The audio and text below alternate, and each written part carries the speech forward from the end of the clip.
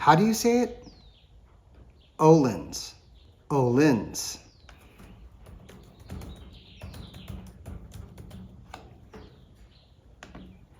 Ohlins. Ohlins. Ohlins.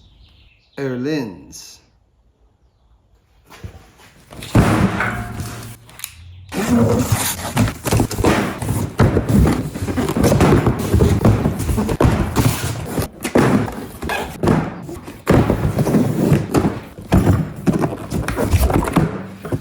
These things.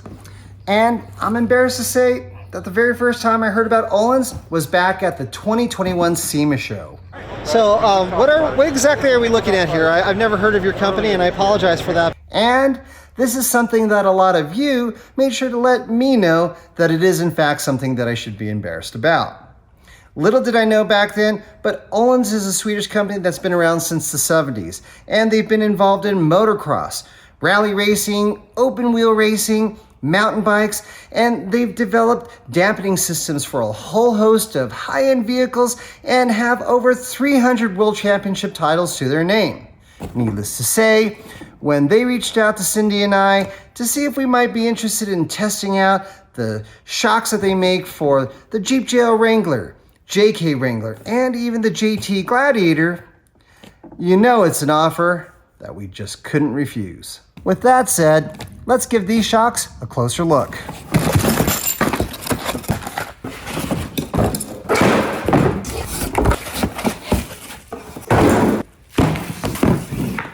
As you can see, these are remote reservoir monotube shocks with the rear set having a piggyback design. They measure 57 millimeters, and that effectively makes them 2.25s. And while you can't see it on the outside, I can tell you that they come with internal position-sensitive hydraulic bump stops. And last but not least, they come with two adjusters. One that allows you to dial in compression, and one that allows you to dial in rebound as well. So, let's get these things installed.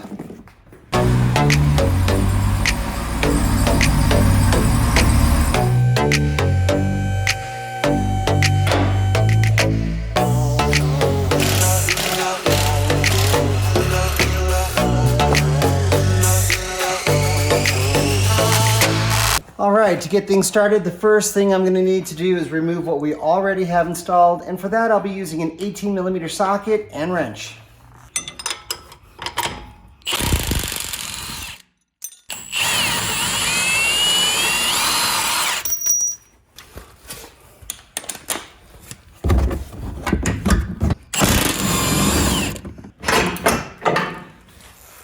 All right. Now we can grab one of the new Ohlins front shocks and install it on our Jeep. Making sure that the remote reservoir hose is pointing outward, we're going to go ahead and slip the shock into the upper mount, and then we can bolt it on.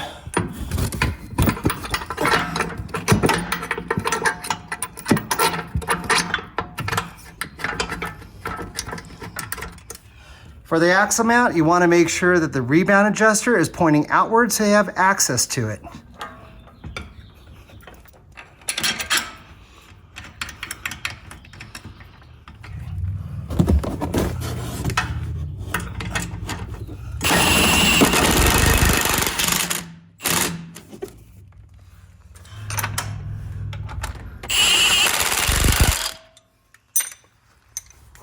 All right, now it's time to start assembling the remote reservoir bracket, and for that we'll take one of these mounts and one of these clamps and making sure that this bend is pointing downward. I should point out that these clamps have two sides to them, one that's got a circle, the one's got a hexagon, and that's because these nylock nuts fit right into them, and then once you secure them in place with the bolt, you'll only need the Allen wrench to tighten them. So you'll want to make sure that both of the nylock sides are facing in the same direction and ideally facing forward toward the bumper. So if this is the driver's side, you'll want to make sure that this part is facing toward the bumper and vice versa on the passenger side. We're going to place a clamp on top of it. grab 2 of these screws or bolts, thread them in, and then grab a couple of these nylock nuts, start threading them on.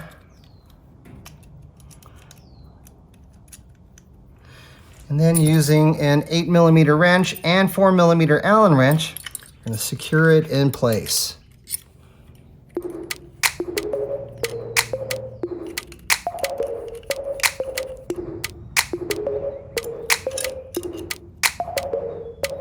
Okay, now we can repeat the process.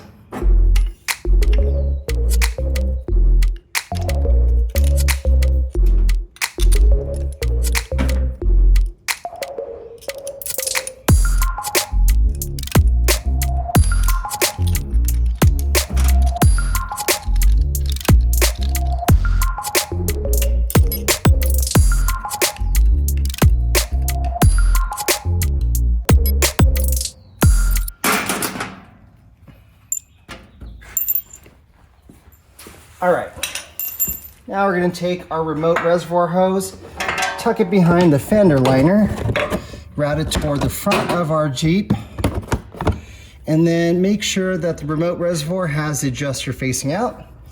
And then we're going to take our mounting bracket with the angled part pointing up. We're going to slip this on.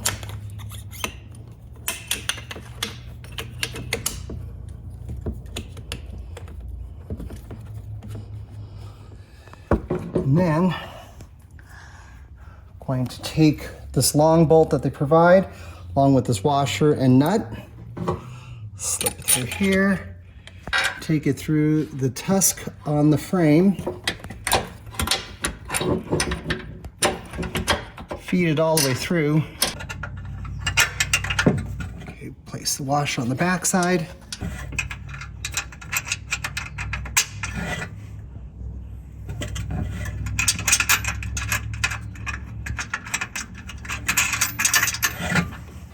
All right, then using a 12mm socket to hold the nut in place, I'll be using a 13mm gear wrench to secure the whole thing to the frame.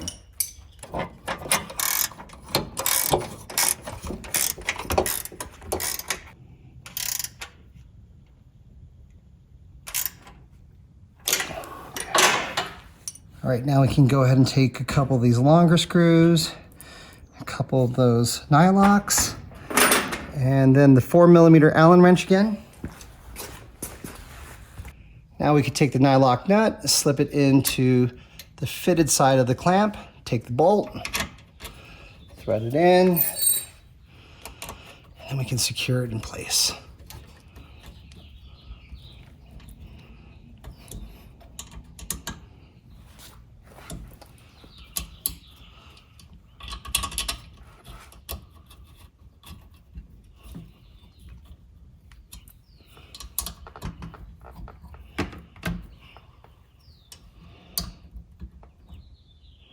Okay. And finally, the shock bolts can be tightened to torque spec, which would be 80 foot-pounds up on top. 80.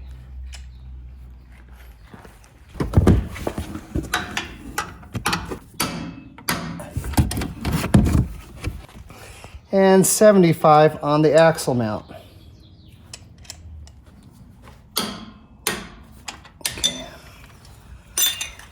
Now that looks great.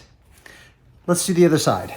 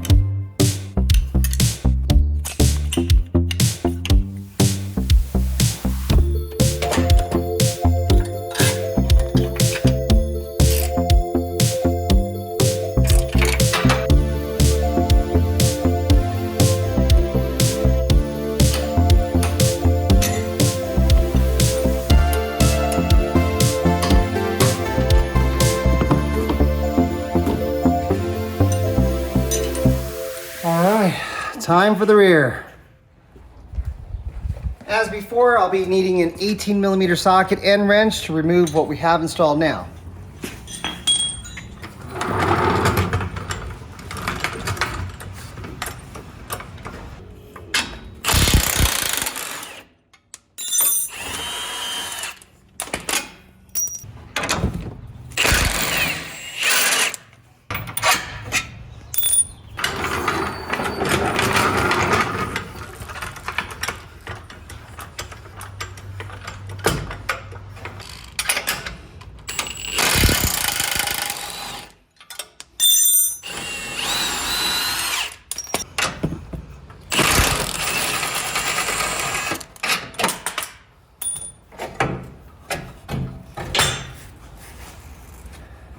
All right, before we can get these new Ohlins shocks on our Jeep, there's a couple things I need to install on it first, and the first of which are these spacers.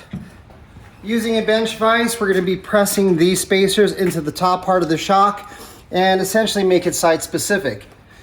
This long spacer will need to go toward the frame, and that means on the driver's side, it'll be to the right of the adjuster knob. And then on the passenger side, it would be to the left. Like so. But I'll start with the driver's side first. Get this started on both sides.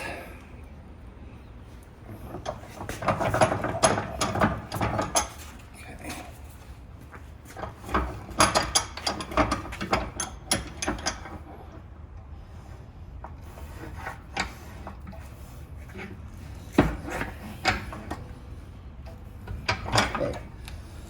So that's the driver's side.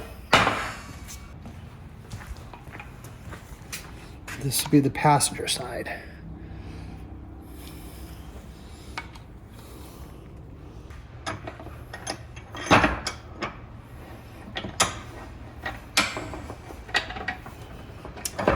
Okay.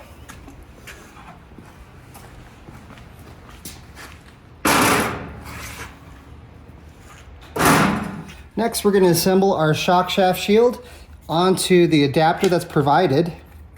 And we're going to go ahead and take these bolts to secure them on.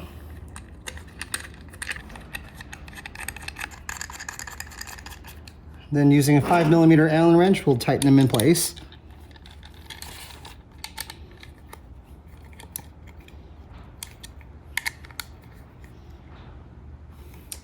And then we can slide it onto the shaft.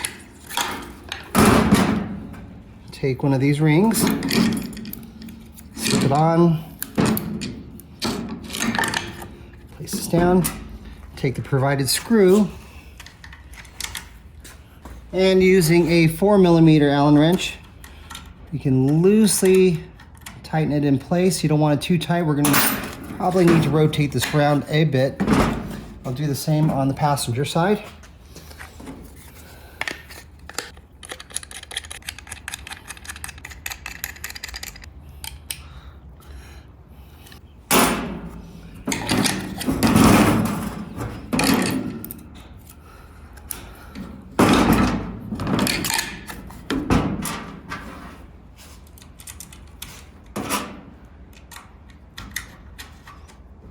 Okay, we're ready to rock and roll. Make sure we have the driver's side. Again, making sure the adjuster is pointing toward the back and that the rebound adjuster is pointing to the back as well. We can reinstall it using our factory hardware.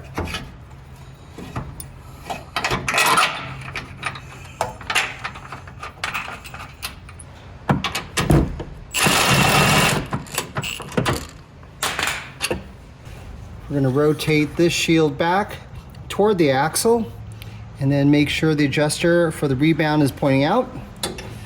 Use our jack to bring this up just a bit.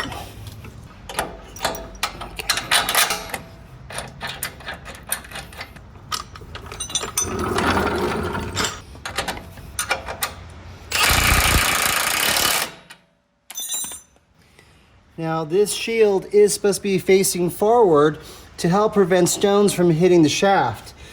So I'm gonna go ahead and make sure that it is relatively forward, and then I'm gonna use my 4mm Allen wrench to tighten in place.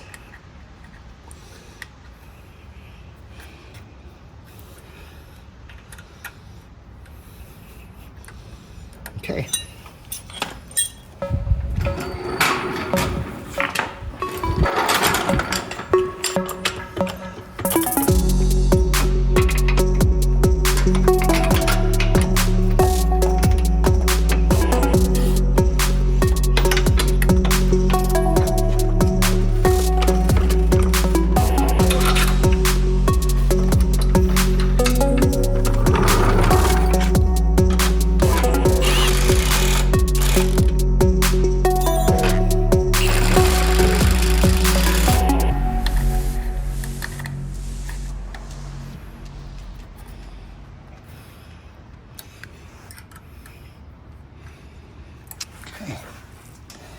And just like up front, I'm going to go ahead and set the upper bolts to 80 foot-pounds of torque.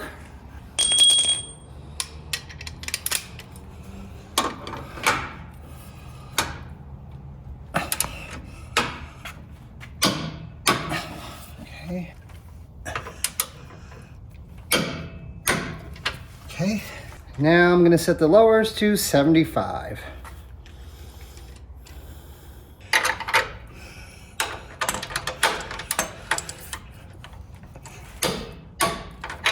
Okay.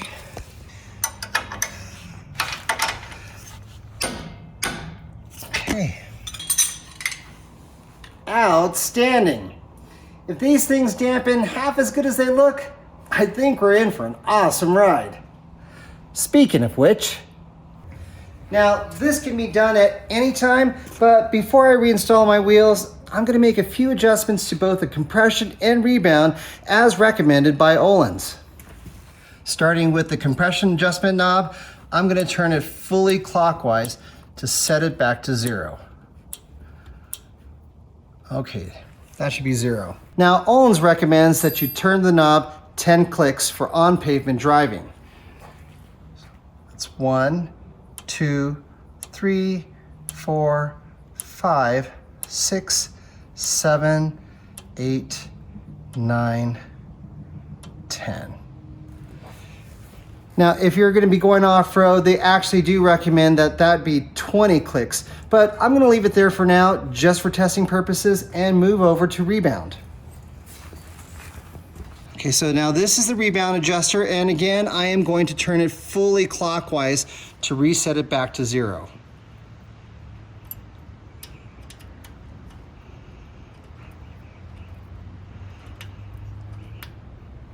Okay, that's fully in.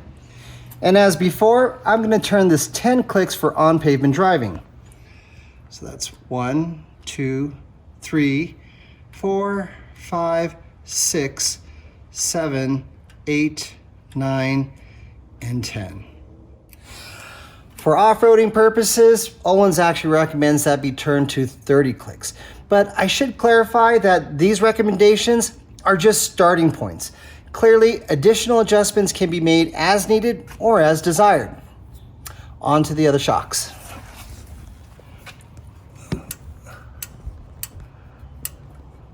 Okay, that should be 0. That's 1, 2, 3, 4, 5, 6, 7, 8, 9, and 10. Okay.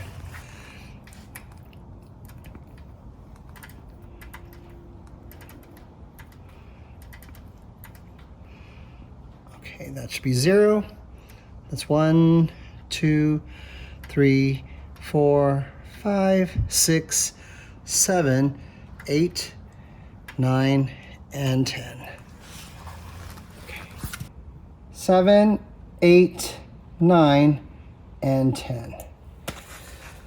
That should do it.